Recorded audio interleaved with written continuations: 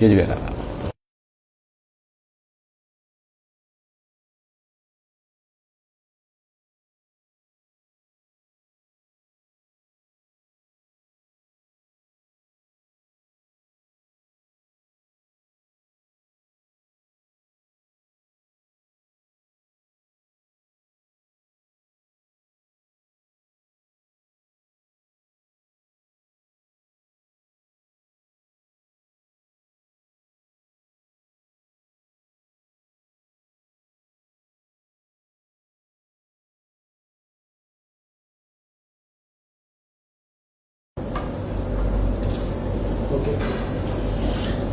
Baik. Assalamualaikum warahmatullahi wabarakatuh. Selamat siang dan salam sehat untuk sobat pojok PKRS. Berjumpa lagi dengan saya Doni Arisiswanto, yang mana beberapa menit ke depan saya akan memandu jalannya podcast pada siang hari ini. Tentunya saya di sini itu tidak akan sendiri seperti podcast-podcast sebelumnya. Jadi nanti akan ditemani oleh narasumber hebat kami, yaitu Dr. Sylvie, dokter spesialis kulit dan kelamin. Jadi Dr. Sylvie ini adalah dokter spesialis kulit dan kelamin di RSUD Dr. Muhammad Saleh. Iya, betul. Jadi nanti untuk sobat pojok PKRS yang mau konsultasi itu juga bisa nih dokter? Boleh ya dokter.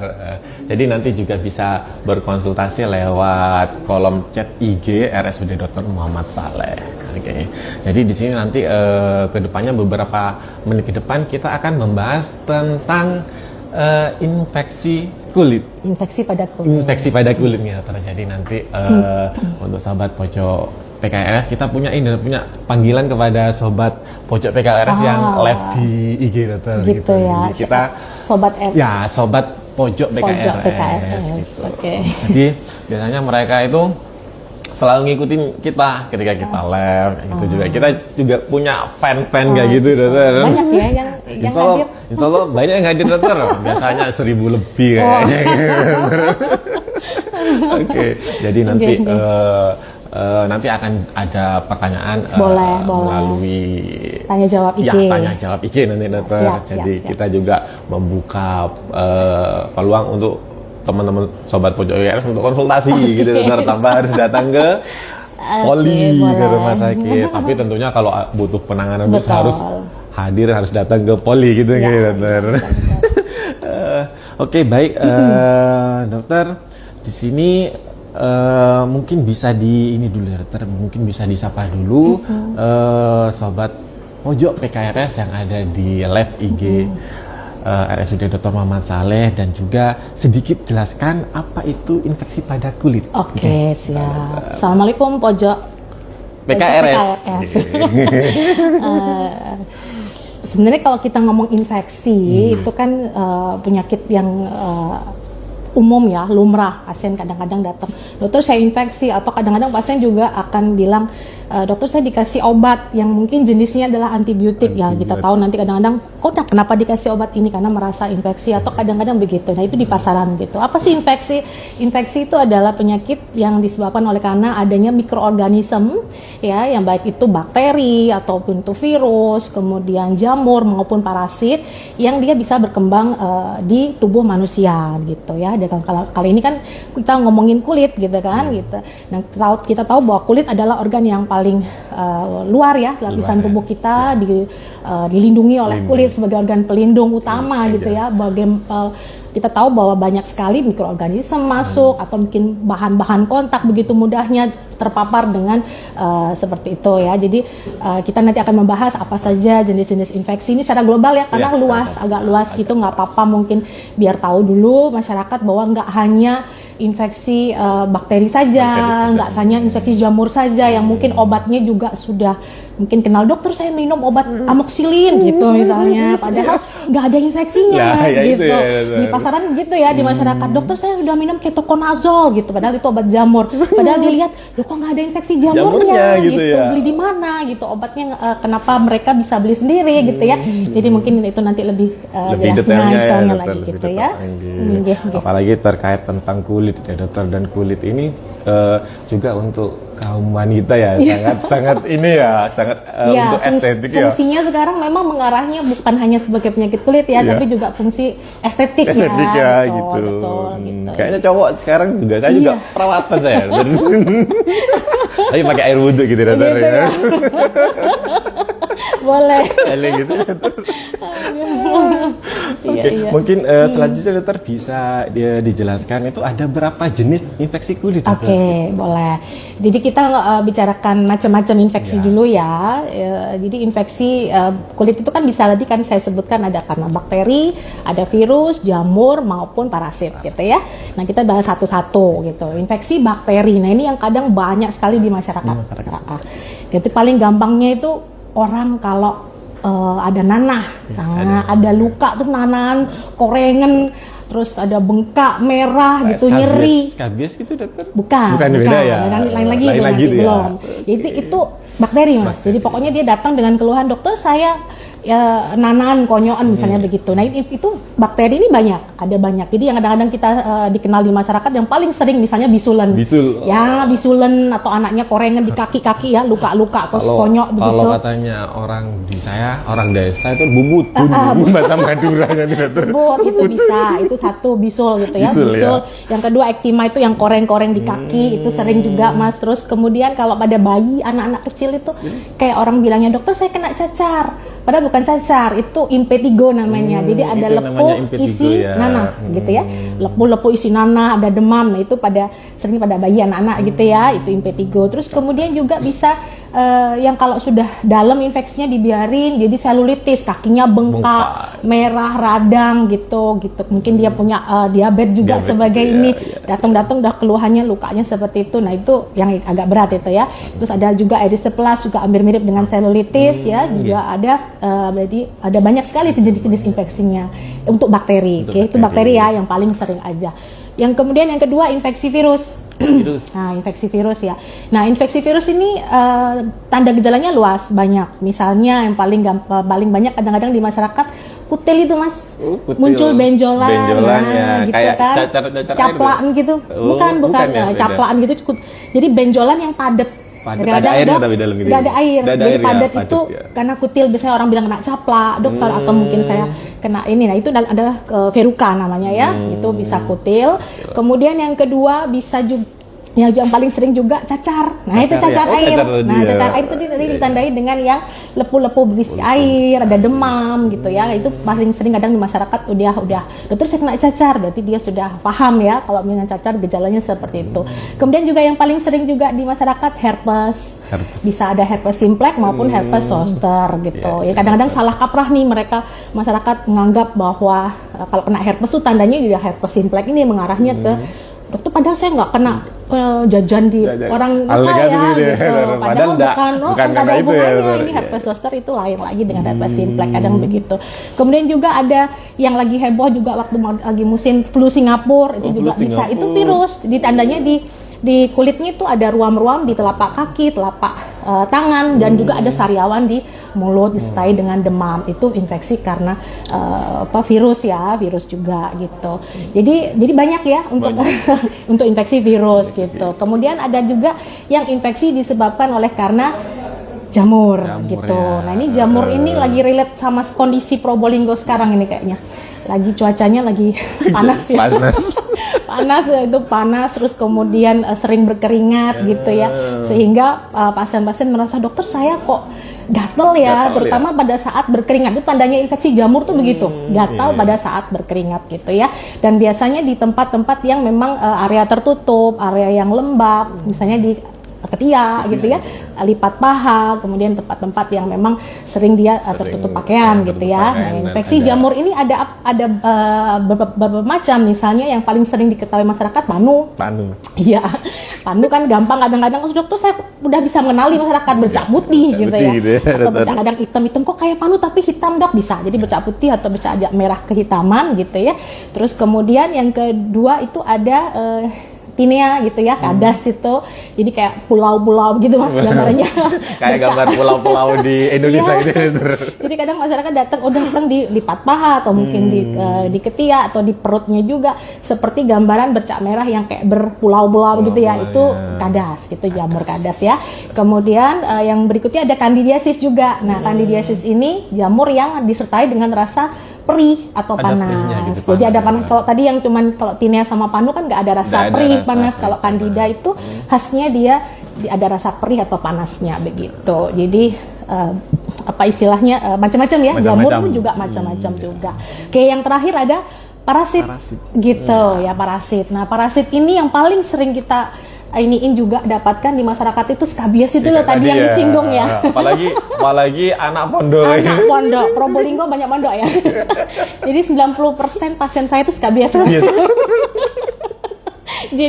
Jadi banyak sekali ya, mungkin pasien-pasien udah tahu bahwa skabies itu apa sih dok? Itu investasi tungau ya, kutu. Jadi bukan karena tuh ketularan dari temannya, kutunya manusia Iya. ya. Jadi bukan kutunya dari hewan, Ya, tapi hewan antar dari manusia, mereka manusia. tertular sendiri. Itu skabies. Kemudian yang kedua bisa juga kutu rambut, itu pediculosis. Juga yang ketiga ada cutaneous larva migran, itu jadi kayak ada larva cacing yang terjebak dalam kulit. Dalam Nah, itu untuk kulit. parasit. Jadi gambaran besarnya begitu. Gitu ya, Dokter. Oke. Jadi infeksi kulit ada beberapa macam ya, ada Iya. infeksi karena bakteri, Iya. jamur Jamur, ya, ya. jamur, terus virus dan parasit, gitu ya, Parasit, Dokter. betul. Terus Oke. selanjutnya Dokter, apakah ada tingkatan infeksi kulit, Dokter? Oke, kalau kita ngomong tingkatan infeksi kulit, berarti mungkin derajatnya gitu ya Mas ya. Kapan sih kita membawa pasien itu ke rumah sakit atau mungkin ketemu dokter, Ketemu kapan dokter harus ya. ngamar, Iya, misalnya iya, begitu, nggih. betul. Jadi kalau untuk kalau kita bicarakan tingkatan itu lebih ke arah kayak bakteri ya, Bakteri. bakteri. Kalau misalnya dan juga virus, misalnya dia begitu ya. Jadi artinya parahnya gimana? Kalau infeksi bakteri itu yang kita sebut ringan tuh kalau superficial infeksinya, ya. artinya hanya di luar saja, nggak sampai dalam. Nggak sampai Misalnya dalam, tadi ya. yang kita sempat sebutkan, kalau misalnya pasiennya impetigo atau cacar api ya, Ya. nah, lepuh-lepuhnya Lepuh-lepuhnya cuman gitu. ada sedikit di leher gitu. Nah itu cenderung ringan gitu, kita rawat jalan boleh gitu ya. Kemudian juga mungkin ada yang kayak bisul kecil-kecil tapi mungkin jumlahnya nggak banyak, itu juga cenderung ringan. Yang kita sebut kalau udah harus dalam tanda kutip masuk ngamar, Opname, masuk gitu. opname, rawat inap, itu apabila yang sudah masuk ke jaringan kulit yang di bawah gitu ya. Jadi misalnya saja paling gampang kalau kondisinya erysipelas atau selulitis atau bisa abses. Nah, karena ada perlu penanganan lebih lanjut kan, Lebih bisa lanjut, jadi ya. perlu debris demam, kita konsulkan bedah untuk membersihkan seperti itu. Jadi ada banyak sekali, jadi walk up-nya kalau ada yang infeksi berat tersebut. Jadi ditandai yang berat itu bagaimana? Ya otomatis kan gejalanya kalau berat ya pasiennya demam tinggi, terus lemas, nggak mau makan dok, misalnya ada seperti itu, terus bengkak, nyeri sekali, ya tak itu tahan. tanda. Jadi jangan lupa, jangan dibiarkan aja.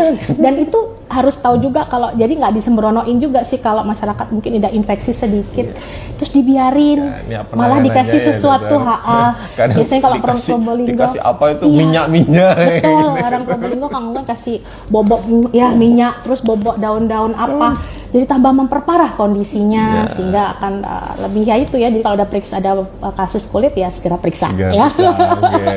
Itu Gitu.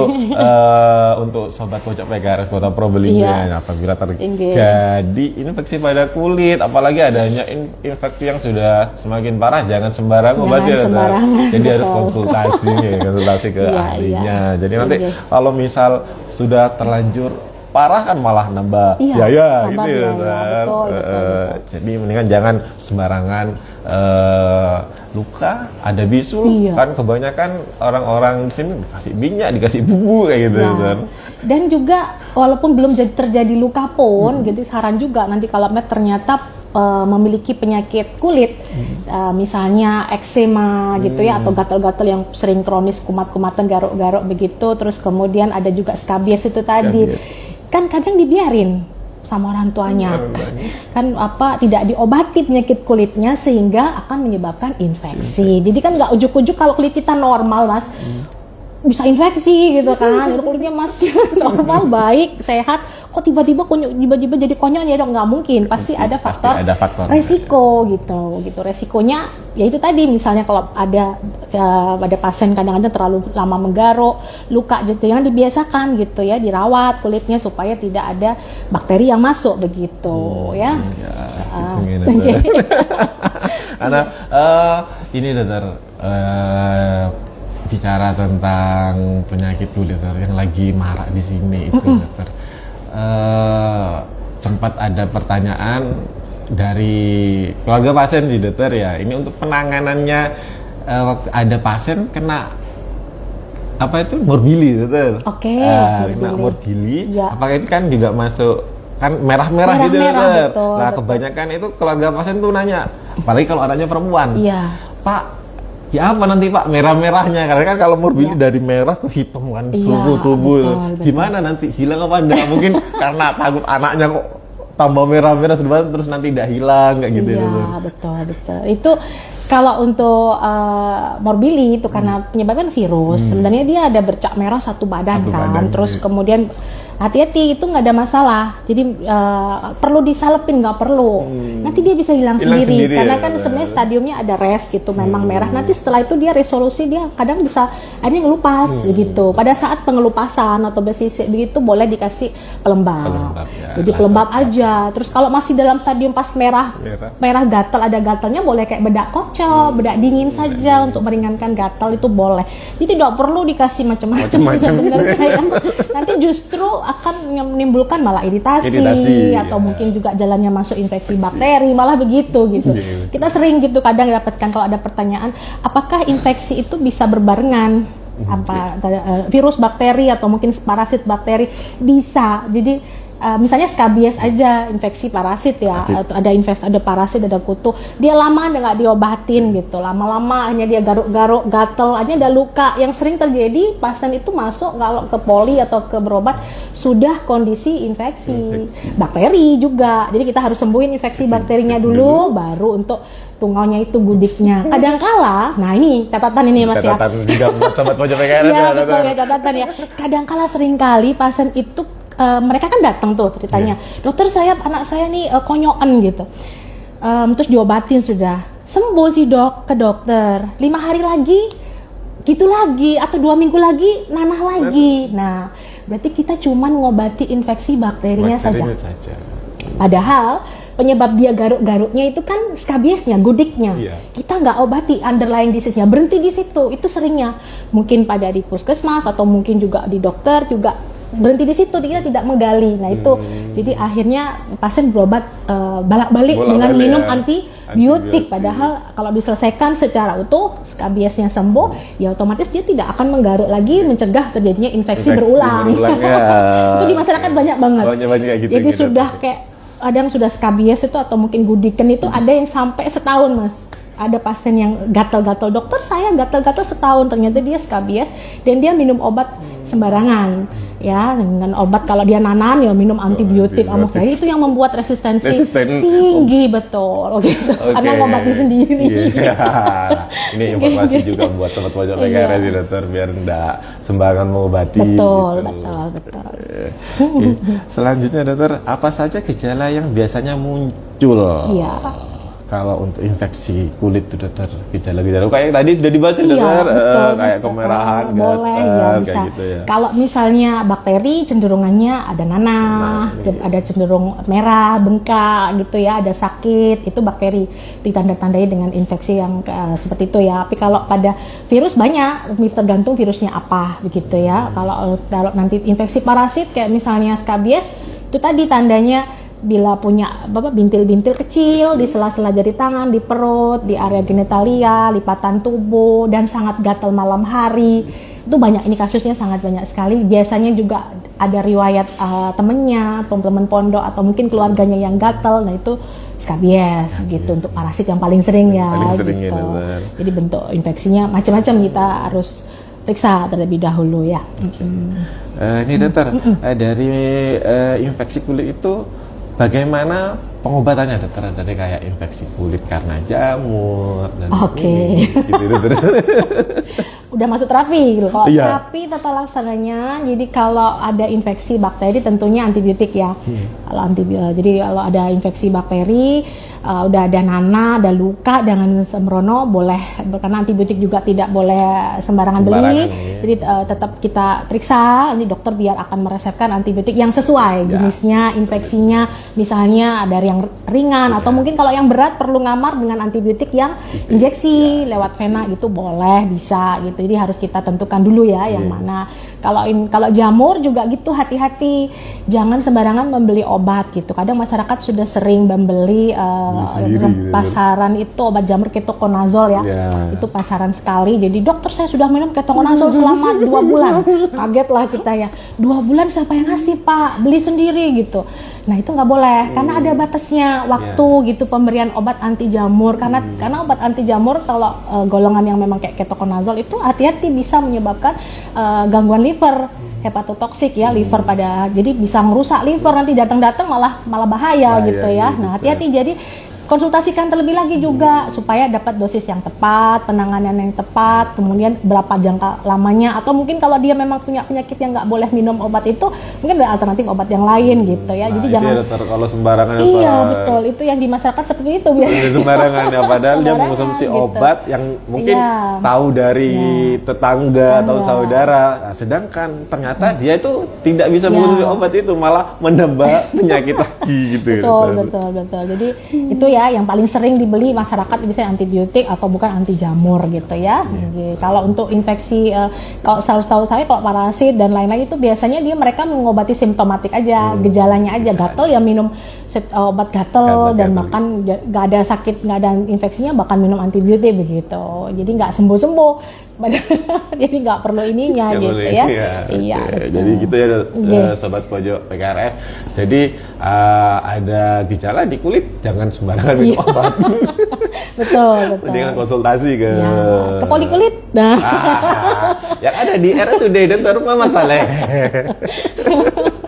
Jadi dokter, untuk penyakit kulit kan biasanya ada penularannya dokter. Mungkin ada langkah-langkah biar diketahui oleh sobat pojok PKRS cara untuk pencegahannya kayak gitu dokter. Cara mencegah infeksi kulit secara global ya, secara global ya. Jadi kalau ada gimana sih cara kita mencegah infeksi kulit begitu ya? Otomatis kan yang pertama ya menjaga kebersihan tubuh itu pasti.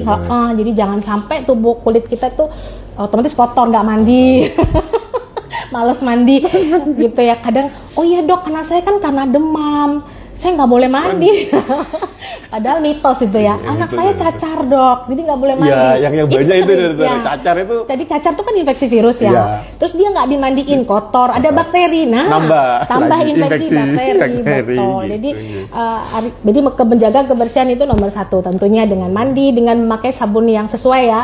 Jadi jangan pakai sabun kok di Indonesia, kok di Probolinggo sebenarnya kodok ya. Sabun kodok.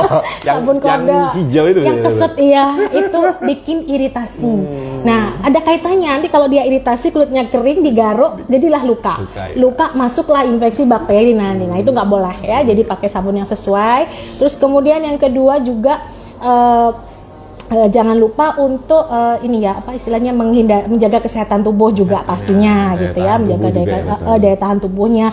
Kemudian memakai baju-baju yang sendiri pribadi, jangan ganti-ganti dengan punya temennya atau mungkin punya tetangga misalnya, enggak ya, antar keluarga ya, itu nggak boleh gitu ya. Jadi harus hati-hati itu aja.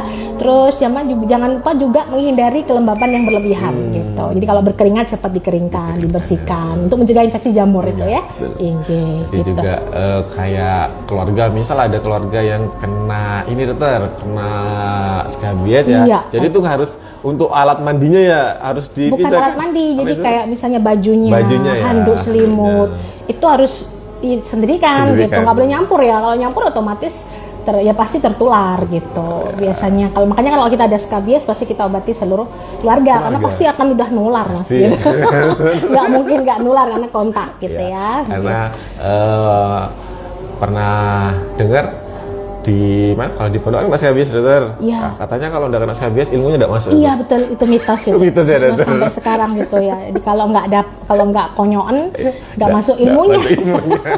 Padahal itu mitos yang Mitos, salah ya, ya, jelas mitos. salah sekali itu ya. Iya. Juga sama ini tadi dokter sudah disampaikan sama dokter Nggih. Silvi bahwa kalau pas lagi sakit, infeksi ada keluhan di kulit tidak boleh mandi. Itu kan Iya. kayak cacar itu tidak boleh mandi. Kalau termasuk saya juga kayak gitu dokter waktu kecil dulu ya. Waktu kecil ketika sudah kena cacar udah boleh mandi. Iya. Nanti tambah banyak, tambah panas gitu. Padahal itu mitos ya Itu dokter. mitos, salah. Harusnya harus mandi, bersihan ya. tetap gitu. Nggak ada pantang mandi ya. Jadi nggak boleh nggak mandi ya justru ya. Jadi harus bersih harus gitu. tetap jaga Harus kebersihan jaga agar kebersihan. tidak timbul infeksi. Iya gitu ya. Jadi kan kayak misalnya sekarang ini eranya Probolinggo lagi panas tuh. Iya, panas. Bayi-bayi, anak-anak kecil, bajunya kan tadi saya bilang menjaga kelembapan berlebihan, jangan sampai berlebihan keringatnya. Jadi kalau dia basah ganti bajunya gitu. Keringkan waslap dingin gitu. Biar kenapa? Biar nggak kena keringat. Terus kulitnya kalau kena keringat otomatis mudah infeksi jamur. Nanti lama-lama yang sering juga double, ada infeksi jamur, kemudian digaruk-garuk sama adiknya, jadi sampai luka, ada bakteri masuk, udah jamur masuk, bakteri juga masuk, double lainnya. itu sering tuh kenyataan Sering di terjadi lapangan gitu, gitu ya, ini. banyak kasus nih ya minggu-minggu ini. Bagi ibu-ibu muda ini, ilmu bagi Bisa. ibu-ibu muda ini. Mungkin selanjutnya kita baca boleh. pertanyaan di sosial media gitu, Boleh, dokter. boleh, Kayaknya boleh. banyak nih dokter yang bertanya. Boleh ambil minum ya. Dipersilakan dokter. Pertanyaan pertama dari Hidayati Nuzulul. Assalamualaikum dokter, mohon izin bertanya, bagaimana tips agar penyakit panu itu tidak mudah kambuh? Matur nuwun informasinya. Iya, oke, siap. Memang penyakit panu tadi kan infeksi jamur ya Mas ya. Yang faktor resiko orang kena jamur itu adalah keringat yang berlebihan atau lembab yang berlebihan. Jadi kita cari dulu faktor resikonya dia kena panu apa. Misalnya dia, anaknya aktif dok, suka berkeringat, olahraga misalnya begitu. Ya kalau berkeringat coba setelah berkeringat dikeringkan gitu, ganti baju, bawa baju ganti. Jadi jangan dibiarkan basah-basah. Kadang dia nunggu anaknya habis basket, kadang anaknya nggak mau ganti, ya basah-basah tetap dipakai, akhirnya lembab. Nah itu akhirnya faktor resikonya kena jamurnya, panunya gitu ya. Kemudian yang kedua juga untuk yang faktor resikonya juga kadang obesitas gitu ya, mungkin kegemukan kan, gemuk, lipatan tubuhnya kan tertutup, sering keringetnya juga lembab gitu. Nah itu bisa menurunkan berat badannya untuk mengurangi faktor resiko jamurnya tadi. Jadi intinya memang menjaga kelembaban tubuhnya gitu ya. Jangan sampai berlebihan, jangan sering berkeringat, apalagi Probolinggo lagi panas gini ya. Karedang-karedang gitu. Iya betul, itu aja. Dan kalau untuk terapinya nanti boleh dikonsultasikan. Kadang kalau cuman tidak luas, kita cuman pakai obat topikal aja. Kalau dia sudah luas, boleh kita kasih obat anti jamur sistemik atau oralnya gitu, bisa. Gitu ya. Jadi gitu sahabat pojok PKRS, atas nama Hidayati Nuzulul. Jadi untuk ini dikurangi kelembapan ya dokter. Ya, terus betul. yang kedua kalau ada obesitas, karena kalau obesitas di lipatan-lipatan sering basah, jadi ngurangi keringat juga, betul. badan. Pakai baju yang menyerap keringat, menyerap jangan keringat, lupa ya. ya. Kalau sekarang kan soalnya banyak yang polyester itu ya. Hati-hati ya. Bahan yang kadang-kadang murah, fast fashion kan sekarang. Panas tapi dok, kayaknya jadi menurut saya bau atau apa gitu. Itu karena bahannya. Jadi cek dulu, kadang-kadang bahan sekarang kalau polyester itu nggak nyerap keringat. Nggak nyerap keringat ya. Cuma itu resikonya lebih tinggi aja lah. Iya. Dan yang ini juga untuk sobat pojok PKRS. Selanjutnya yang Hidayati bahwa nanti kalau ada penanganan lanjut jangan lupa konsul dan datang ke Poli RS Muhammad Saleh. Oke, selanjutnya yang kedua dokter, ini ada pertanyaan dari Raka.bagus81. Dokter tanya, ada teman saya, temennya dokter, temennya, bukan dia dokter, sering berketombe sampai tebal. Apakah itu termasuk infeksi di kulit kepala? Meskipun sudah keramas tetap berketombe. Temennya nih dokter, bukan dia. Bukan dia. Oke. Kalau ketombe, nah ini lain cerita, bukan infeksi ya, tapi nggak apa-apa kita jawab ya, karena udah udah nanya ya. Iya, dokter. Kalau ketombe itu masuk ke penyakit namanya eksem ya, dermatitis di area seboroid gitu ya. Seboroid itu area di kulit kepala, kemudian belakang telinga, kadang alis, nah di lipat hidung, bibir begini, dagu. Nah itu di tempat-tempat yang memang banyak sebumnya atau kelenjar aktifnya dari kelenjar sebasnya itu tinggi gitu ya. Nah seringkali pada pasien tuh mengeluhnya memang pada area kepala itu dengan bersisik ketombe. Itu lain, bukan infeksi, itu termasuk dermatitis. Jadi, tetapi ini tadi jalan masuknya infeksi itu kan bisa dari penyakit sebelumnya. Kadang pasien itu sudah berketombe digaruk terus sampai luka. Terus jadi ada luka, dok ada nanahnya. Nah, berarti ada dermatitis seboroidnya, eksemnya plus infeksi sekunder bakteri gitu. Nah, itu kita harus obati juga infeksinya. Jadi dilihat dulu kondisinya. Kalau memang ketombenya dia ada luka, ada nanah, ya tetap kita obati untuk infeksi bakterinya plus diobati selesai kan sampai untuk penata laksanaan seboroidnya. Pakai sampo yang khusus, mungkin bisa dengan topical creamnya biar nggak berulang gitu. Jadi kalau berulang lagi, kadang sering juga nih kambuh lagi. Gitu, ya. Oke, untuk Raka bagus. Jadi bisa menyarankan teman kakak Raka ini ya. Periksa dulu ya. Datang ke poli kulit. Sudah datang Muhammad Saleh. Kota Probolinggo gitu. Selanjutnya dokter ada pertanyaan lagi dari Ayu Kinasi 05 _ Selamat siang dokter. Dok, boleh bagi tips cara mengatasi infeksi jerawat yang membandel, dokter? Apakah benar kalau sering pakai skincare, krim, racikan etiket biru bikin ketergantungan, dokter? Ini kayak ke estetik gitu, dokter. Ini estetik ya, boleh. Kan lupa datang ke poli. Boleh. Boleh ke poli juga kayak gini, boleh dokter? lah. Oh iya. Kan kulit. Oh iya. Kan kita menangani nggak cuma penyakit kulit dan kelamin aja ya, estetik juga bisa. Kan makanya sekarang SPKK tuh namanya SPDVE. Ya, ganti kan, bukan SPKK.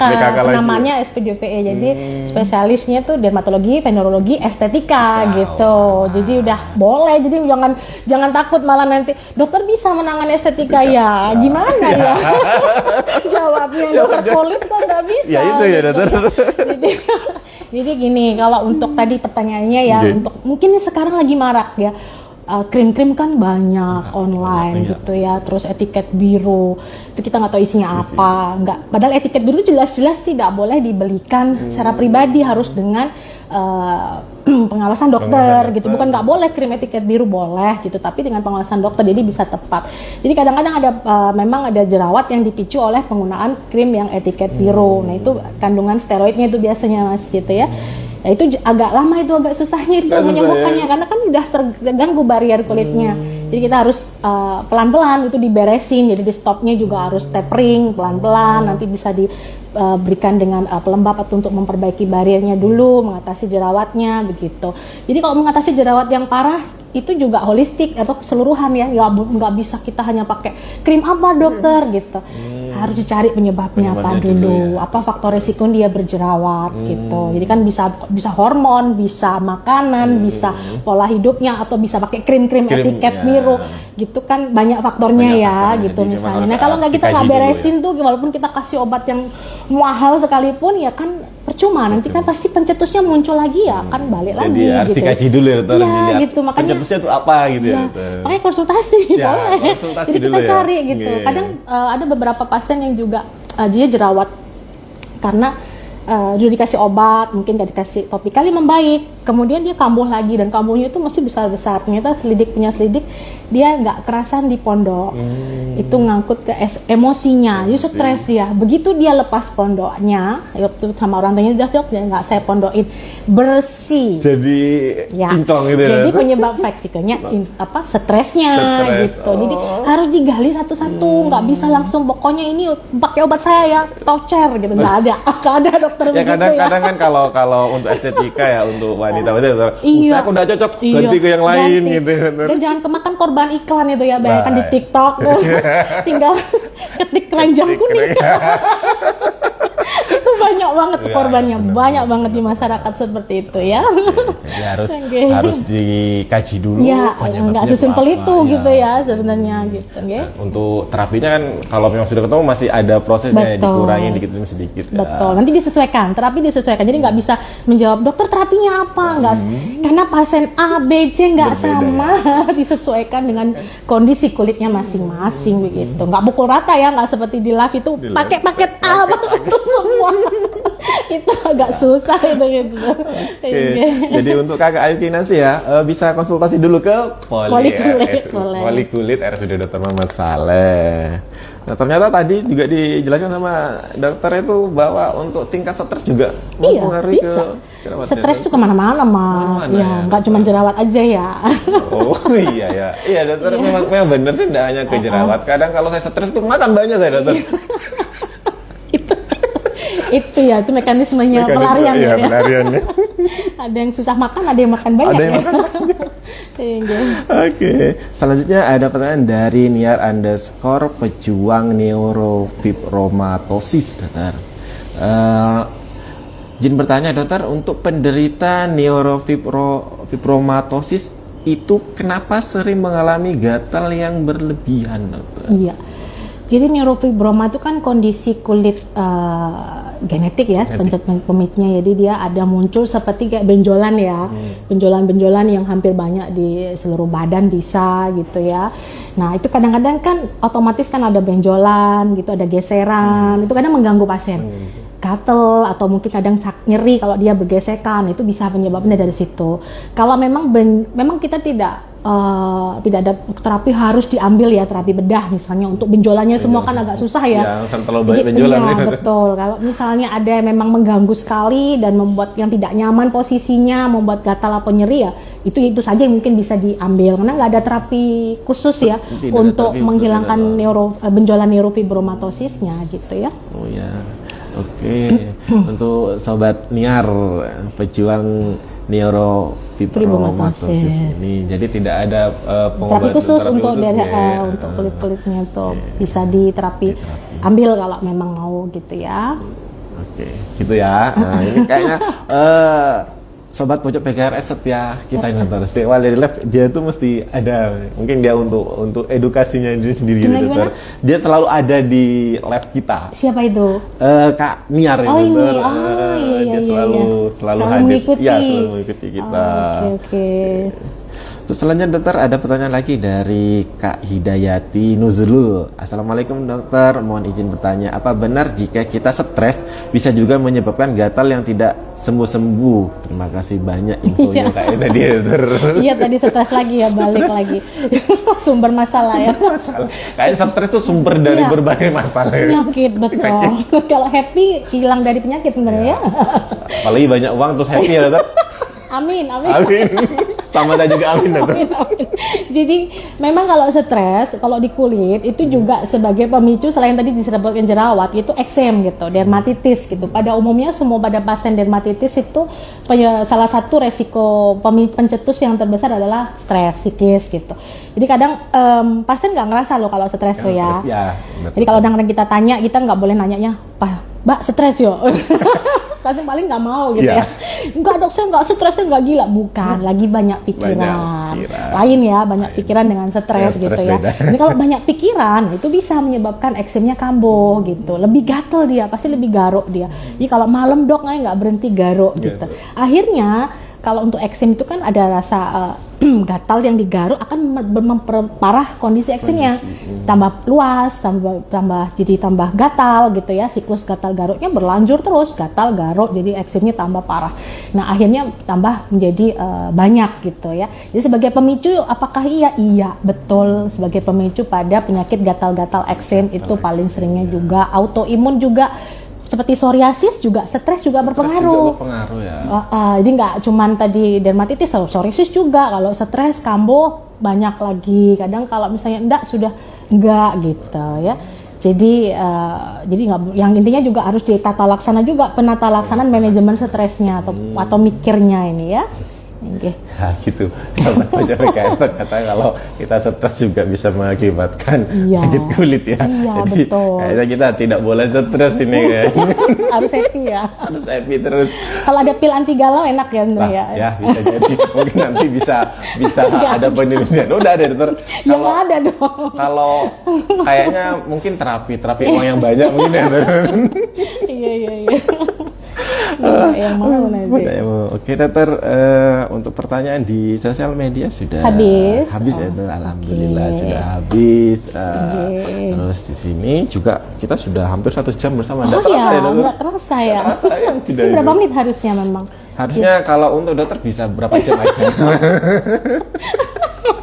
Karena pembahasannya sangat menarik kan dokter, terkait dengan kulit ini pasti banyak kan orang-orang Iya, yang mengalami infeksi kulit nih dokter. Iya bisa. Termasuk Penyakit saya kulit, infeksi gitu infeksi, bisa. terus estetika juga bisa kan ya Iya, kita ya dokter. bisa. Oke, sobat pojok PKRS jangan lupa ya bahwa rumah sakit Polikulit RSUD Dr. Muhammad Saleh juga bisa konsul tentang estetika ya dokter. Boleh, bisa. Di Polikulit ketemu saya. Oke, jadi kayaknya saya jadi pasien pertama besok ini dokter. Kalau kayak saya ini putih bisa ya? Aduh gitu Bingung aja. yang mau jawab ya dokter. Aduh. Iya. Oke, sebenarnya ini dokter, sedikit cerita. Saya kenal sama dokter itu sebelum saya itu kerja di sini. Oh gitu. Iya, saya tuh pasien waktu ada di situ Bondo. Saya tinggalnya di desa. Iya. Kena tomcat dokter. Gitu. Iya. Jadi malu kena tomcat dokter.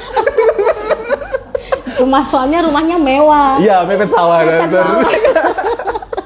Iya. Oh gitu. Jadi saya sebelum di sini, masnya. ya, Oh, saya masih di gini. situ Bondo. Oh, iya, Dan iya, saya iya. kaget waktu saya datang. Sudah banyak pasiennya yang antri. Padahal sudah berangkat sore dari situ Bondo dokter. Iya. Biasa. Oke. Ternyata ketemu sekarang di sini. Oke. Oke. Oh, udah ada lagi dokter. Barusan saya improv karena pengen nunggu lagi. Iya, Ternyata sudah benar, tidak ada, benar-benar tidak ada pertanyaan dari sobat pojok Oke, PKRS. ya, Oke, ya. jadi informasi untuk sobat pojok PKRS di sini di Rumah Sakit RSUD Dr. Muhammad Saleh kita punya polikulit. Nah, yang mana di sana buka setiap Hari Senin sampai Jumat ya. Jumat untuk tindakan tetapi ya. Jumatnya untuk Ya, tindakan. ya. Jadi ini informasi. Khusus. Jadi kalau yang mau menghilangkan kutil-kutil itu ada kita jadwalkan hari Jumat. menghilangkan kutil ya, dokter? Bisa. Kebetulan saya ini mau kok sekalian konsul di sini, boleh dah kakak-kakak? Oh, tak boleh ya kakak-kakak. Oh, mungkin setelah ini saya konsul Boleh, aja. boleh, Karena saya juga mau konsul Ya. terkait kutil ya. Udah boleh. Oke, kita bercanda. Iya. Monggo. Siap Periksa, dokter. Siap. Oke, siap melayani ya dokter. Nggih. Terus juga ini sedikit informasi buat sobat pojok PKRS, sobat sehat Kota Probolinggo. Di sini di RSUD Dr. Muhammad Saleh kita tuh juga punya program unggulan, dokter. Jadi program unggulannya namanya Home Care. Oh, gitu. Dokter. Jadi nanti untuk sobat pojok PKRS kalau punya tetangga, saudara itu mau menggunakan layanan kami, mau diperiksa di rumahnya, itu bisa. Nah, jadi nanti bisa cari informasi di IG RSUD Dr. Muhammad Saleh. Di sana sudah tertera apa aja manfaat yang bisa dirasakan. Terus ada nomor telepon juga di sana. Jadi untuk sobat pojok PKRS tidak perlu datang ke sini dokter. Tentunya nanti ketika menggunakan fasilitas ini nanti tetap akan dikonsulkan kepada dokter spesialis nanti dokter. Jadi sedikit informasi juga termasuk promosi ya dokter. Iya. Apa ya dokter? Iya, pasti. Oke, itu. Baik, untuk sobat pojok PKRS tidak terasa ternyata kita sudah 1 jam kan? Ini sudah jam 12 ya, Ya. jam 12, hampir 1 jam. Tidak terasa kita sudah berbincang-bincang di sini, juga menjawab pertanyaan-pertanyaan dari sobat pojok PKRS. Apabila ada sobat pojok PKRS yang masih belum terjawab, terus ada masalah terkait dengan kulit, bisa datang ke Polikulit RSUD Dr. Muhammad Saleh. Kalau itu dari ini dokter, sebelum ditutup mungkin ada closing statement untuk sobat pojok sehat PKRS yang ada. Closing statement sebenarnya ya tadi sudah sempat disinggung, kalau punya penyakit kulit apapun itu bentuknya, entah itu gatal-gatal, entah itu cuman ada luka sedikit, jadi jangan dianggap sepele, segera berobat ke dokter terkait begitu ya. Tetap menjaga perawatan kulitnya untuk tadi menjaga supaya mencegah infeksi lebih dalam misalnya begitu. Kemudian konsultasikan sehingga tidak akan lebih memperparah kondisi penyakitnya begitu ya. Luar biasa. Itu sudah ada pesan-pesan ya dari Dr. Sufi kepada sobat pojok PKRS. Mungkin saya undur diri, saya Doni Ariswanto dan Dr. Sylvia Mafianti. Oke, mohon izin undur diri, dan juga dari tim PKRS dan ada adik-adik PKL juga yang membantu berjalannya live pada siang hari ini, kami mengucapkan undur diri. Sekian dari kami. Wassalamualaikum warahmatullahi wabarakatuh.